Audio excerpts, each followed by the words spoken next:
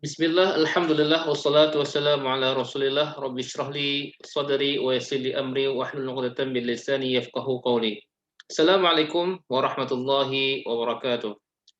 Teman peserta khusus bahasa Arab yang dirahmati Allah Subhanahu wa taala, alhamdulillah kita bisa bertemu kembali ke pelajaran 7A. Sebelumnya saya mohon maaf pekan yang lalu tidak jadi kita belajar karena satu dan lain hal.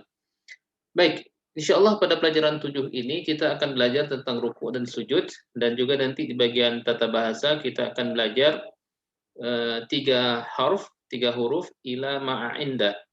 Total pada pelajaran ini kita akan belajar 17 kosakata baru yang terdapat 2.815 kali di dalam Al-Quran. Dan nanti di akhir pelajaran 7 total kita belajar 80 kosakata terdapat di Al-Quran hampir 26.082 kali. Baik, kita mulai, teman-teman peserta yang dirahmati Allah, ketika kita ruku, kita membaca bacaan Subhana rabbiyal azim, ya, dalam bacaan salat kita biasa tambahannya wa bihamdi. Subhana rabbiyal azimi wa bihamdi. Nah, tapi dalam kursus ini kita cukup belajar sampai 3 kata saja sampai di azim. Subhana rabbiyal azim. Artinya maha suci Tuhanku yang maha agung. Baik, mari kita lihat kata per kata. Subhana itu artinya maha suci. Arti lain maksud dari subhana adalah bebas dari cacat.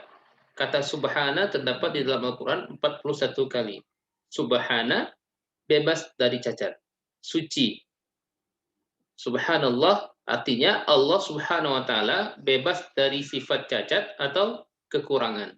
Jadi Allah Subhanahu wa taala adalah zat sempurna, suci. Tidak ada kecacatan ataupun kekurangan yang melekat pada Allah Subhanahu wa taala. Rabbiya, Tuhanku.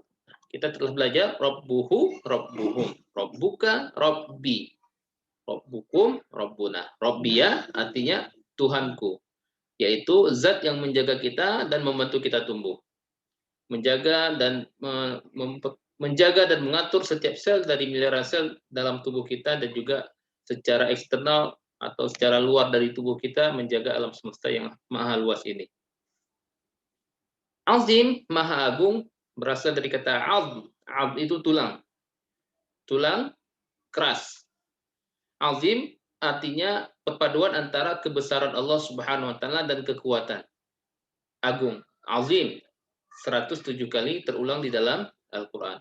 Al-Azim, gabungan antara kebesaran dan kekuatan Allah Subhanahu wa taala. Nah, apa pesan dari bacaan Subhana rabbiyal azim? Coba bayangkan dan rasakan 4 hal di sini. Yang pertama, subhana. Itu artinya Tuhanku, Tuhan kita, bebas dari kecacatan atau ketidaksempurnaan. Allah Subhanahu wa taala bukanlah penindas atau yang berlaku tidak adil.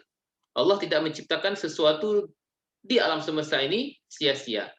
Allah tidak lelah dan tidak pula tidur. Dia tidak lemah dan tidak takut siapapun. Tidak ada sedikit pun kecacatan dalam setiap urusannya. Ya, bahkan kita pun tidak mempunyai keluhan apapun dalam ujian hidup ini. Subhana, maha suci. Yang kedua, Rabb adalah zat yang memelihara. Dia adalah pemelihara. Allah Subhanahu wa taala adalah pemelihara kita, penopang dan penyedia segala sesuatu yang kita butuhkan. Allah adalah zat yang mengontrol setiap satu dari 1 triliun sel kita setiap detik dalam hidup kita. Allah terus-menerus memberi kita oksigen untuk bernapas, dan Allah dengan lancar menjalankan semua sistem dalam tubuh kita seperti sistem darah, sistem pencernaan, sistem pernapasan, dan lain sebagainya. Yang ketiga adalah Rabbi. Ya, Anda menyebut Allah dengan mengatakan Tuhanku dalam kalimat ini. Rabbi, Tuhanku. Jika ibu kita berkata anak laki-laki saya sangat baik atau anak perempuannya sangat baik di depan Anda, apa yang ditunjukkannya? Ya, kita punya ibu dan kemudian ibu berkata anak laki-laki saya sangat baik atau anak perempuannya saya sangat baik di depan kita sendiri. Apa yang ingin ditunjukkannya? Itu menunjukkan cinta dan kasih sayangnya. Maka di hadapan Allah Subhanahu wa taala ucapkan dengan penuh cinta saat kita membaca lafaz tasbih subhana rabbiyal azim dalam rukuk kita. Kemudian al-azim, dia maha agung, tidak seorang pun yang mampu mengalahkan Allah atau memaksa Allah melakukan sesuatu. Allah Subhanahu wa taala yang maha besar, yang maha kuat. Kebesaran dan kekuatan Allah bersatu, dan Allah Subhanahu wa taala adalah zat yang maha agung.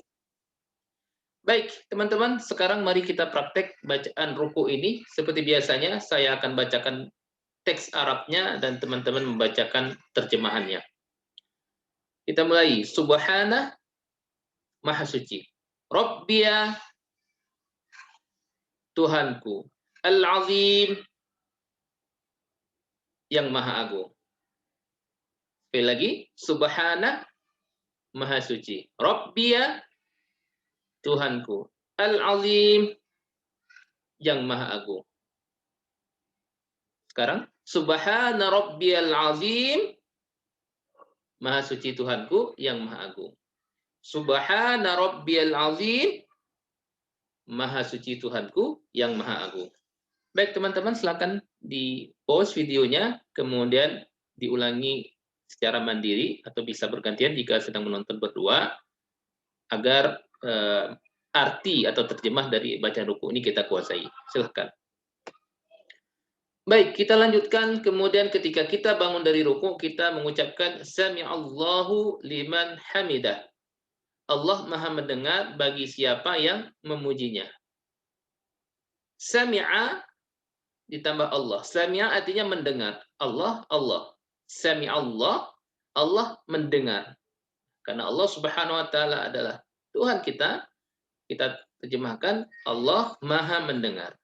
Allah mendengar, Allah maha mendengar. Liman, li telah kita pelajari artinya bagi atau untuk. Kita ambil salah satu, bagi. Man, siapa. Liman, bagi siapa. Hamidah, ada dua kata. Hamidah itu fi'il, kata kerja, memuji, dan hu, kata ganti terkait, telah kita pelajari. Hu, dia. Hamidahu, memuji dia, memuji Allah Subhanahu wa taala. Jadi sami'allahu liman hamidah, Allah maha mendengar bagi siapa yang memujinya. Nah, apa pesan dari bacaan sami'allahu liman hamidah? Allah Subhanahu wa taala maha mendengar siapapun. Dia memberikan balasan bagi siapa yang memujinya, dan insya Allah mengabulkan doanya. Allah Subhanahu wa taala tidak membutuhkan pujian kita untuknya. Pada dasarnya, hakikatnya Allah Subhanahu wa taala tidak butuh pujian kita. Justru pujian itu kita yang butuh. Pujian itu tidak memberikan manfaat bagi Allah. Allah tidak akan kehilangan apapun jika kita tidak memujinya.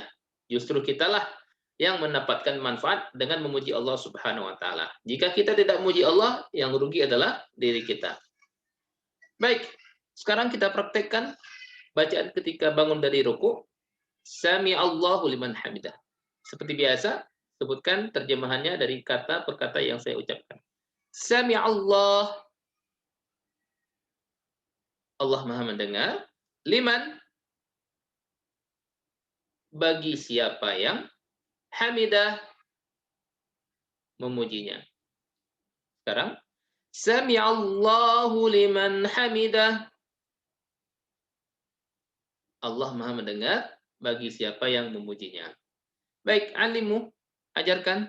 Teman-teman silakan pause videonya, ajarkan teman sebelahnya, atau ulangi secara mandiri 2 atau 3 kali. Silahkan. Baik, kita lanjut. Kemudian setelah bangun dari ruku, ketika i'tidal, kita membaca Rabbana walakal hamd. Ini adalah versi pendeknya. Cukup Rabbana walakal hamd. Ya, atau dalam kita membaca Rabbana lakal hamdu. Dan ketiga kata ini telah kita pelajari di pelajaran-pelajaran sebelumnya. Rabbana, ya Tuhan kami. Walaka, dan bagimu. Alhamdu, segala pujian.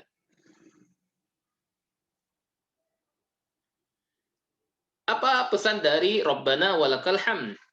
Ya, kita hanya bisa memuji dan berterima kasih kepada Allah Subhanahu wa taala dari hati yang paling dalam jika kita selalu ingat makna dari ham. Kalau kita ingat makna dari ham ketika mengucapkannya, maka kita insya Allah bisa memuji dan bersyukur pada Allah Subhanahu wa taala dari hati kita yang paling dalam. Ham kita telah pelajari punya dua makna. Yang pertama pujian dan yang kedua adalah berterima kasih atau syukur. Pujian dan syukur. Pujian dan terima kasih. Mari kita memuji Allah dengan sepenuh hati, dengan perasaan penuh syukur dan pujian terbaik. Ucapkan itu dengan 3 perasaan. Engkau adalah Tuhan, Tuhan kami, segala puji hanya milik-Mu. Rabbana, Engkau adalah Tuhan, yaitu Tuhan kami, segala pujian hanya milik-Mu. 3 perasaan ini kita masukkan dalam diri kita ketika kita membaca Rabbana walakal hamd. Kita bayangkan sifat-sifatnya yang terbaik. Ya Allah, Engkau Maha Pengasih, Maha Kuat, Pencipta terbaik, desainer alam semesta terbaik dari hati yang paling dalam. Baik, silakan sebutkan terjemahan kata per kata dari kata yang saya bacakan. Rabbana, ya Tuhan kami, walaka, dan bagimu, alhamdu, segala pujian.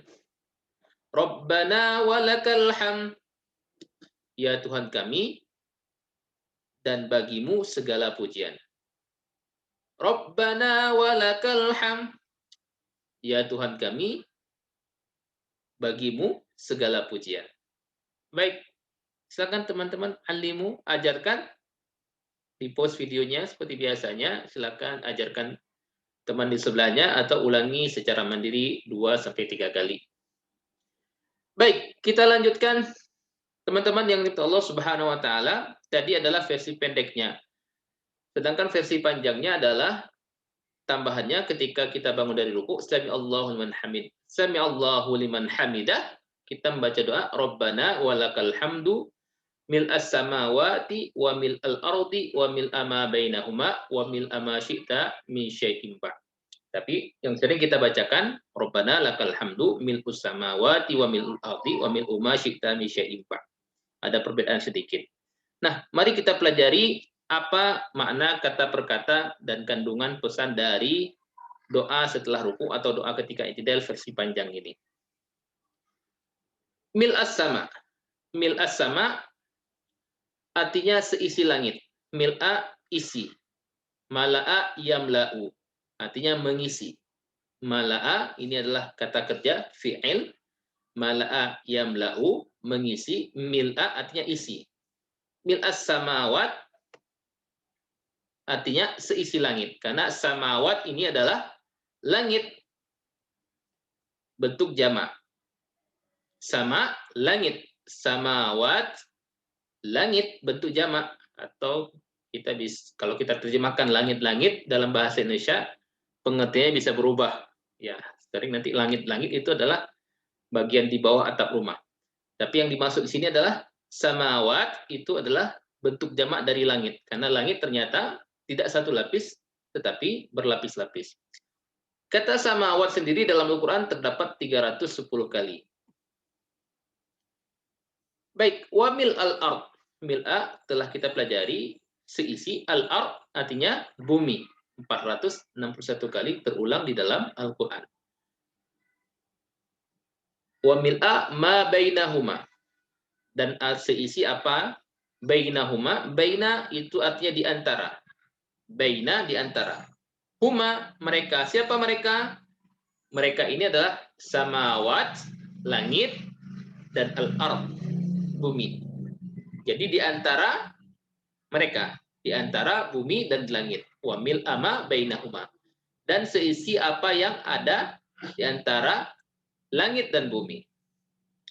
Baina di antara 266 kali. Oke. Baik. Apa pesan dari mil as-samawati wa mil al-ardi wa mil ama bainahuma? Betapapun kita banyak memuji Allah Subhanahu wa taala, kita tidak pernah bisa memenuhi hak memujinya. Ya. Kemudian lanjutannya, wa mil ama syi'ta min syai'in ba'd.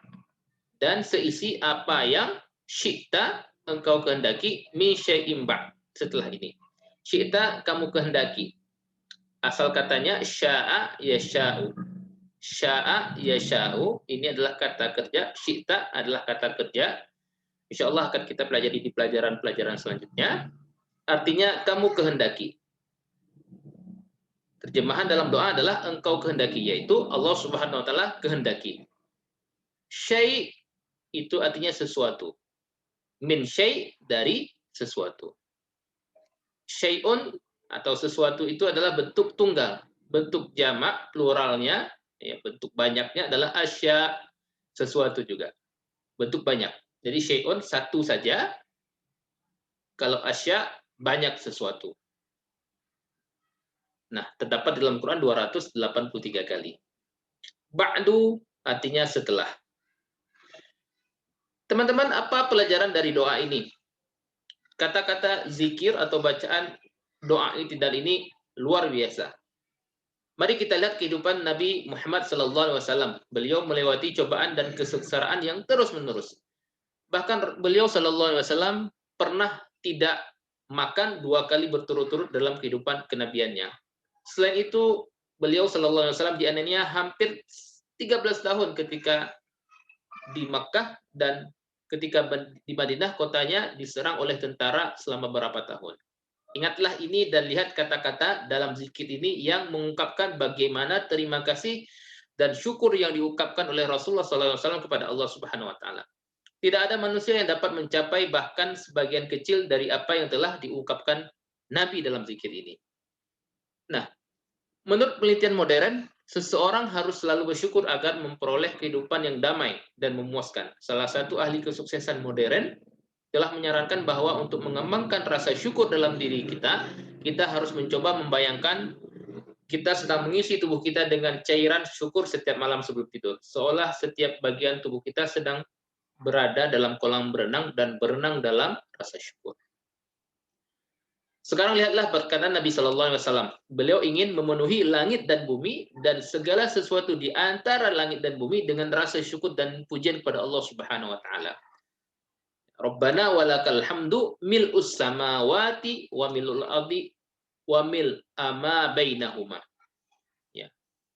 Ya Allah, ya Tuhan kami, kata segala puji, ya, Rabbana wa bagimu segala puji, mil as-samawat seisi langit, wa mil al-ard dan seisi bumi, wa mil ama bainahuma dan seisi apa yang ada di antara mereka.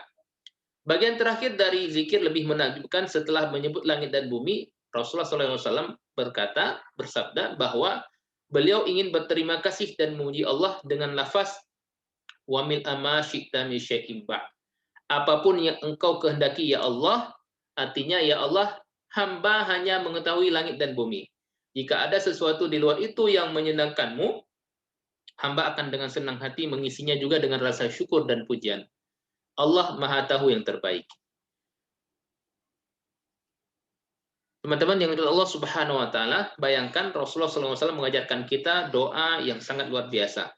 Bagaimana ungkapan rasa syukur dan terima kasih yang diajarkan oleh Rasulullah SAW pada Allah Subhanahu wa taala. Bahkan para ahli dan pelatih sukses modern sekalipun tidak dapat mencapai walau sebesar debu dari apa yang telah diajarkan Nabi SAW kepada kita tentang rasa syukur. Baik, sekarang kita masuk ke doa sujud. Subhana rabbiyal a'la wa bihamdih. Tetapi dalam kursus ini kita cukup di Subhana rabbiyal a'la. Artinya maha suci Tuhanku yang maha tinggi. Lafaz yang pertama Subhana rabbiya telah kita pelajari di bacaan ruku'. Sekarang al-a'la tambahannya. Subhana rabbiyal a'la adalah lafaz sujud. Al-a'la artinya yang maha tinggi. Al-a'la yang maha tinggi. Sama seperti kata kabir artinya besar. Akbar lebih besar. Al-akbar paling besar. Saghir kecil. Asghar lebih kecil. Al-asghar paling kecil. Ali tinggi. A'la lebih tinggi. Al-a'la paling tinggi. Maha tinggi. ketika kita sebutkan untuk Allah Subhanahu wa taala. Al-A'la, Maha Tinggi. Nah, apa pesan dari Subhana Rabbiyal A'la? Posisi sujud, sujud adalah ekspresi penyerahan diri sepenuhnya kepada Allah Subhanahu wa taala. Coba bayangkan dan rasakan 4 hal yang disebutkan di sini. Pertama, Allah bebas dari cacat. Allah bebas dari kecacatan dan kekurangan. Subhana, Maha Suci. Yang kedua, Allah adalah Tuhan. Dia adalah Tuhan. Yang ketiga, Dia adalah Tuhan saya, Tuhan Anda, Tuhan kita. Yang keempat, Allah adalah Al-A'la, yang tertinggi, Maha Tinggi. Kita berada di posisi terendah di dunia ini, dan Tuhan saya adalah yang paling tinggi di singgasananya, arasnya. Kita paling dekat dengan Allah Subhanahu wa taala dalam posisi ini, dalam posisi ketika kita sujud. Posisi sujud adalah posisi yang kita paling dekat dengan Allah Subhanahu wa taala. Riset terbaru menunjukkan bahwa kita membutuhkan 2 hal untuk sukses dan bahagia, sikap positif dan syukur. Kita telah belajar tentang syukur. Setiap berdiri dalam rakaat salat, kita mulai dengan baca Al-Fatihah, Alhamdulillah, segala puji bagi Allah.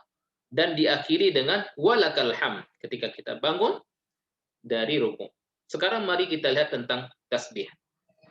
Kita membaca tasbih 9 kali dalam setiap rakaat salat dan lebih dari 200 kali setiap hari. Zikir yang paling banyak dibaca dalam salat adalah Subhana Rabbiyah. Ya, tasbih ini Subhana Rabbiyah adalah yang paling banyak dibaca dalam salat karena dibaca ketika rukuk dan juga ketika sujud. Sujud 2 kali. Ingat, Allah Subhanahu wa taala menginginkan kita untuk mengulang zikir ini, mengulang doa ini, mengulang lafaz ini dengan alasan spesial untuk melatih kita agar berpikir dan hidup dengan cara terbaik setiap hari. Saya ulangi, Allah Subhanahu wa taala menginginkan kita untuk mengulangi zikir ini, Subhana Rabbiyah, dengan alasan spesial untuk melatih kita agar berpikir dan hidup dengan cara terbaik setiap hari. Subhana Rabbiyah melatih kita dalam banyak dimensi. Dan yang paling penting diantaranya, bahwa Allah Subhanahu wa taala tidak membutuhkan sekutu apapun. Itu berarti bahwa perintah Allah seperti sholat, puasa, berhijab, dan sebagainya adalah perintah sempurna. Karena Allah Subhanahu wa taala sendiri bebas dari semua kecacatan. Allah telah memberikan banyak nikmat untuk menguji kita. Seperti hidung, wajah, fisik, keluarga, negara, situasi yang aman.